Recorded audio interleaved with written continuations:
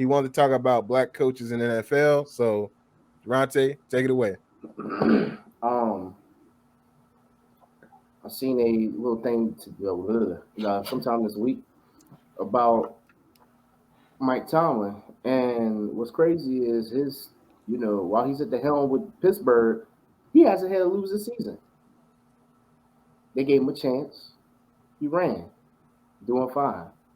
Now, mind you, minor hiccups here and there, but my question is, do black coaches have a real chance in the NFL? For instance, Texans coach, one season. Mind you, lose a season, but usually you give them like maybe 1, 2, 3 seasons to, look a little bit better. Dolphins coach, this is the one that baffled me the most. He was 24-25 in the last 3 seasons. It's not 500, but it's a lot better than some that I've seen in years past. This is the year that I would have been like, you know what, let's keep him. They went 0-7 at the beginning of the season. Then turn around and you 8-1. You turn them around. They didn't make the playoffs, but they broke 500. So they had him in the interview looking like, not interview, but that next Monday, like, yeah, we're just gonna come back next year strong. This, that, and the fifth. Texas coach, same thing. We'll come back, blah blah blah. Tuesday, fired. Hey, bro, like my man just turned your whole team around. Like, he's a defensive minded coach. It's just my take on it. It's just like, do black coaches have a real chance in the NFL? Trying to follow in Mike Tomlin's footsteps, because it seems like he's the only one. Besides, Tony Dungy, Lovie Smith, they were the first two black coaches in the same Super Bowl. Two coaches in the same Super Bowl. But that's just my take on it. That's my question to y'all. Do they have a chance in the NFL? I think I think some have a chance, depending on the organization in which you're in. That's the one thing about when you bring up Mike Tomlin, you got to remember this. They don't go through coaches like that. No, they don't. That's what I'm saying. Like Steelers don't go through coaches like that. So they bring you in, you there basically. And Brian Flores, he was doing his thing, and there's nothing wrong with what he was doing, but he was playing for the Dolphins. He brought them to do something, but that team ain't going nowhere right now the way it's built. They need some stability, so technically they should have kept him. But I guess they figured they would make a change to try to make things better. If the AFC East, they're not gonna make but so much noise anyway. Because right now the Bills is running that, and it seemed like they set up to run that for a little while. It's crazy. Either way you go with the AFC East, you're gonna have to deal with a Bill. Either it's the Bills or it's Bill Belichick. But one way or the other, that's what's winning the AFC East right now in these streets. If you just take the last teams, you can take the last 5 or 6 teams that won the Super Bowl. They don't have, in the last 20 years, they ain't having too many coaches. They ain't. If you just look at winning franchises, they ain't having too many coaches. Steelers one of them. They ain't having. Y'all they had got a 6 rings. rotating carousel. Okay, I'm sorry. Nah, I wouldn't say that. I would just say, yeah, we lost ourselves in the last few years. We're trying to find our guy, but before then, in the last 25 years, we only had 4 coaches. If you really think about it. Yeah, that's true. So that's definitely true. But Andy Reid didn't. He got you near, but you ain't really take that thing until you got. Well, oh boy, he was your new coach, and then we was games away. My man went to 4 straight, NFC championships. 4 straight. Yeah. So that's tough. That's tough to replace. Of course you're gonna try to find your guy. Then he goes to Chiefs, and you see how they rolling over there. But I'm just saying. I get it, but let's stick to the subject because we done got off the black coaches. So Byron, what do you think, man? Do you think? How do you feel about Durante's question? I feel like I'm gonna work on Durante and are getting as far as black coaches are getting a shorter leash, because with black coaches it's always the quarterback job. If they succeed, oh yeah, the quarterback. It's because of the quarterback or it's because of this. But I feel like black coaches do get a shorter leash compared to white quarterbacks. White coaches. Excuse me. So And it's not a lot of them either. So And it's not a lot. Yeah, I just feel like if they got to get with one of these cornerstone teams like the Steelers or somebody like that, or those market teams. But I mean, Jets, y'all revolving but y'all have black coaches. Miami, they always revolving coaches. Um, yeah. Well, first of all, yeah. Now I can't defend Todd Houston Bowles. always revolving coaches. Can't defend Todd Bowles. Todd Bowles, I can't defend. Todd Bowles is a great defensive mind. He cannot be my head coach right now. Man, I can't defend Todd Bowles. I can't defend Todd Bowles.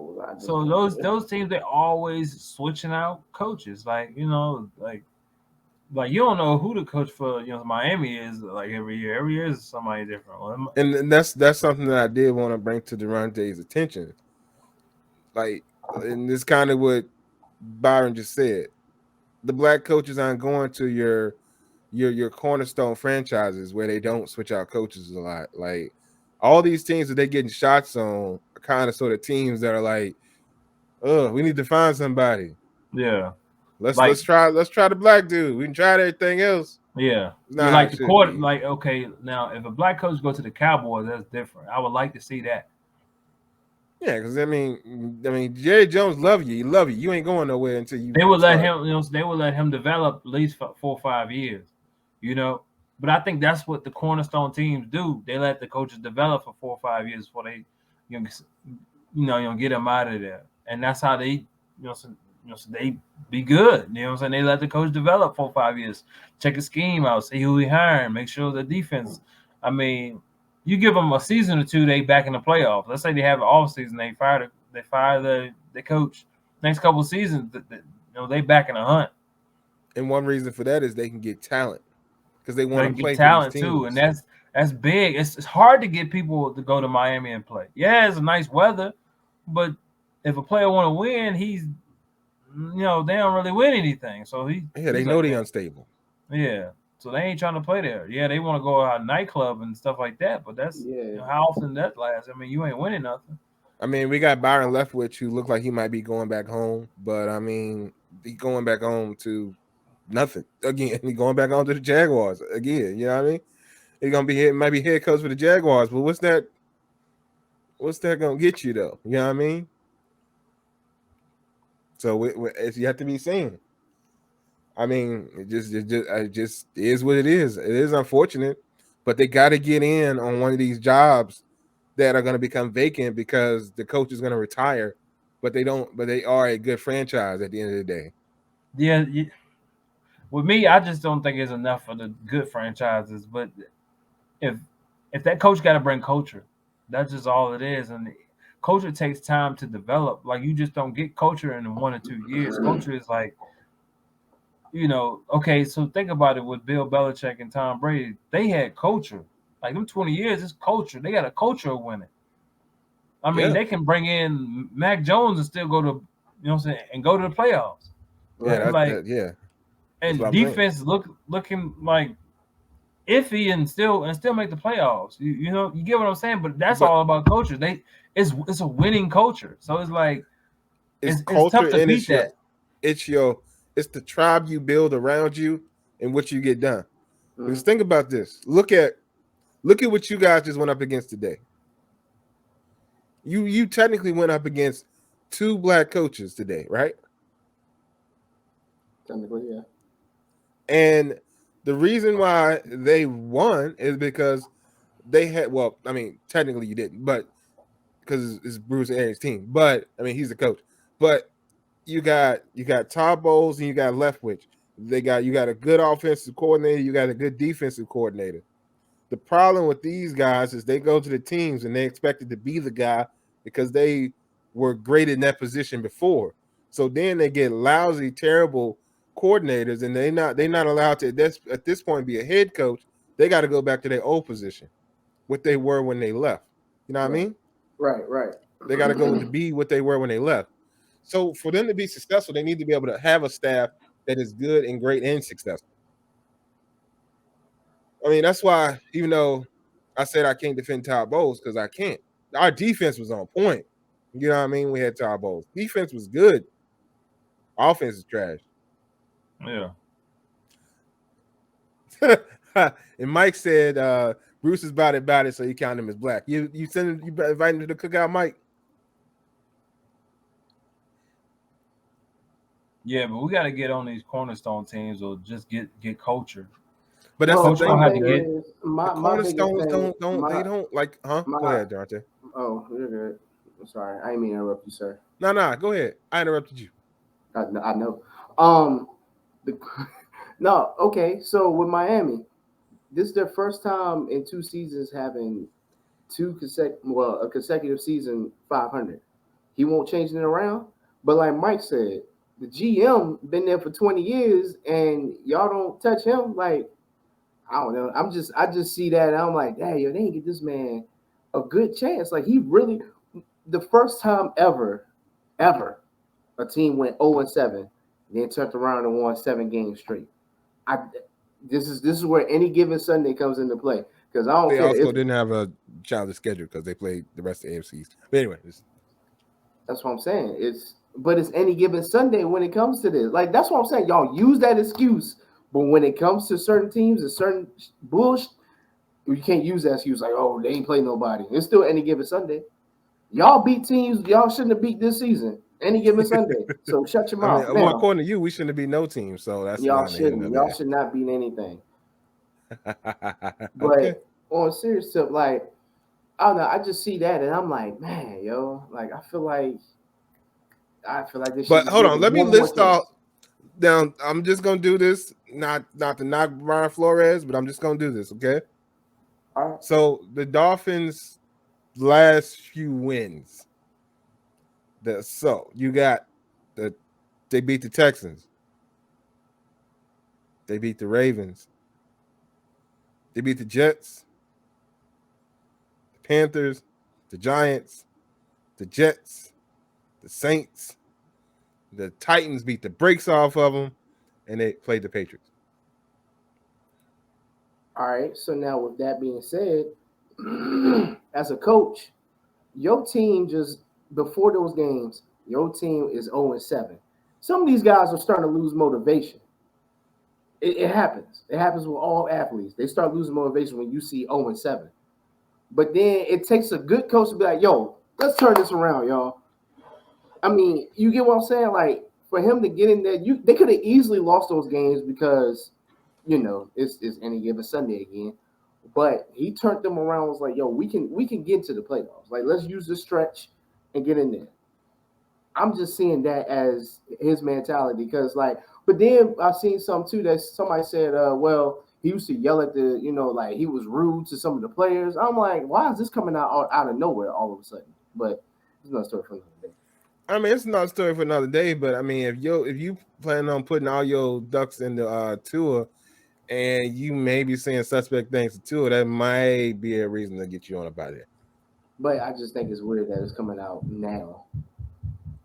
Well, I mean, don't nobody want all their business in the streets like that. They're not celebrities. They don't want their business in the streets like that until you start coming into question. Now, like I said, I'm not defending it because I mean, it is what it is. Yeah. The situation is laid out on the table, and it can go either way. You can look at it from what we're talking about, or you can look at the fact that there's not a lot of black coaches in the league, and the ones that are there, they rotate a lot. But I mean, you got to, I think, put them on a team that is stable and not unstable. And then if they get ousted in like a year or two, then we talk about it. But these teams trying to find something, and they ain't finding it, so they dropping them off on the corner. Yeah, they trying to find culture, bro. Yeah, it's tough. I mean, they trying to look somebody who gonna shift the whole franchise. Like Jacksonville, they look for somebody who gonna shift the whole franchise. Houston, they look at somebody who gonna shift the whole franchise. And I mean, they gonna give them a year shot, and they feel like if they ain't shifted in that 1 year, man, it's like, but dang, I mean, that's just 1 year. Like, it's not a lot, man. Yeah. But it is. It's the same. But it's gonna be in a lot of cases. It's gonna be the same thing for the white coaches or whomever else that come to these teams. They're giving them a very similar shot because they want something now. They want a turnaround now. They want a playoff now. But if you're disrupting the culture too, We're gonna have to get you on up out of here, boss. God, we'll holler at you. God bless you in all your parts and your hearts, all those things. But we got to part. Goodbye. That's just what they do. You know, I mean, it is what it is. But a shout out to all the black coaches and who they are and where they at. We wish you continued success, and we hope you get on to a team that is stable. But you know, the thing about it is, nobody's trying to abandon these jobs though. Pete Carroll is 70. He's staying with the Seahawks. Bill Belichick is 69. He's staying with the Patriots. How old is Andy Reid? He up there too. He up there. He's staying with the Kansas City. So I mean, you got all these old. It's the same thing with as we talk about with politics. All these old dudes are sitting up in these positions. They're not giving them up to the young people. Those are cornerstone teams, and like I was saying, the small city but big market teams. You know what I mean? You got to get them out of there in order to give the young progressives, black coaches a chance. But they winning though, and so it's hard to get them out of there if they win. I know. And same thing with Mike Tomlin. You got to think when Mike Tomlin joined that team, he was one of the most successful youngest coaches in the NFL at that time. Yeah. He ain't got no reason to go nowhere. He ain't going nowhere until he get ready to go. He ain't going nowhere because that's a staple team, and he's a young guy. A lot of these guys come in when they're older, they just stick it out. So I don't know, Durante, man. It's an interesting argument, but I don't know, man. Yeah, no, I feel you got to think about it on both sides, I suppose. Yeah, that's it. You know, I just threw that out there to y'all. That's all. I got you.